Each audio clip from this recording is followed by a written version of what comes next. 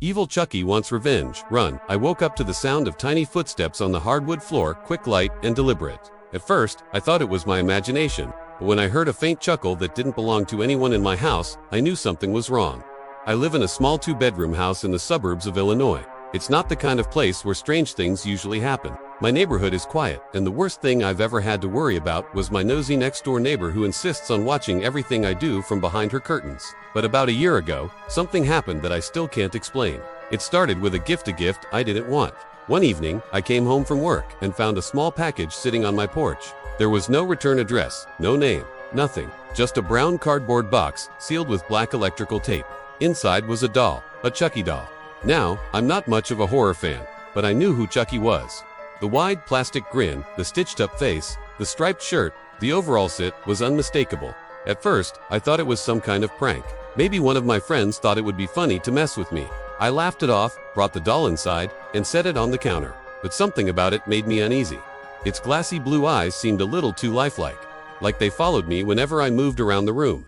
That night, I left it in the living room, face down, before heading to bed. When I came downstairs the next morning, the doll wasn't where I left it. It was propped up on the couch, staring directly at the TV. I didn't remember moving it. I convinced myself I must have placed it there and just forgotten. Work had been stressful, and I wasn't sleeping well.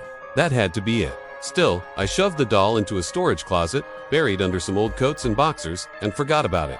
At least, I tried to. A few nights later, around 2 a.m., I was woken up by a sound. A faint dragging noise, like something being pulled across the floor. My house is small, and every creak is familiar to me, but this was different. It was slow, steady. I sat up in bed, straining my ears. The sound grew louder, closer, coming from the hallway, and then it stopped. I grabbed the baseball bat I keep under my bed and crept toward the door. When I opened it, the hallway was empty. But there, on the floor, right outside my bedroom, was the Chucky doll. Sitting upright. Grinning, my stomach dropped. I hadn't touched that doll since I shoved it in the closet. I kicked it down the hallway, grabbed a trash bag, and shoved it inside without even looking at it. I tied it tight, drove it to the dumpster behind the grocery store a few blocks away, and tossed it in. Problem solved. Or so I thought. The following week, things got worse. One night, as I was locking up the house before bed, I noticed something out of the corner of my eye. The curtains in the living room moved just slightly, like someone had brushed past them. I froze. The house was silent, except for my own breathing. I turned slowly, and there it was, the Chucky doll. Sitting on the windowsill, I swear my heart nearly stopped. I grabbed it again, this time throwing it into the trunk of my car. I drove 20 minutes to the edge of town, pulled over by a ditch, and hurled it into the weeds. I didn't care if someone else found it, I just wanted it gone. That night, I slept better than I had in weeks. Until I woke up. At around 3:15 a.m., I opened my eyes and watched. I couldn't explain it. The air in my room was heavy, cold. My skin prickled.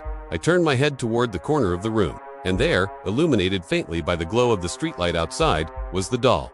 Sitting in the corner, its head was tilted, its eyes fixed on me. I shot upright, heart hammering in my chest. I grabbed the lamp from my nightstand and hurled it across the room. The bulb exploded in sparks, but when I looked again, the doll was gone. Gone, like it had never been there. I didn't sleep the rest of the night. From that night on, things spiraled out of control.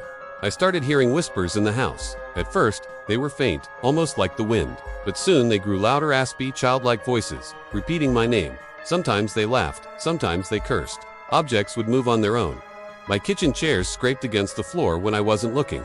The TV turned on in the middle of the night, blasting static. I'd find my front door wide open, even though I knew I'd locked it. And always, the doll appeared. Sometimes on the couch, sometimes in the hallway, sometimes sitting at the foot of my bed. Every time I tried to get rid of it, it came back. One evening, I had a friend over.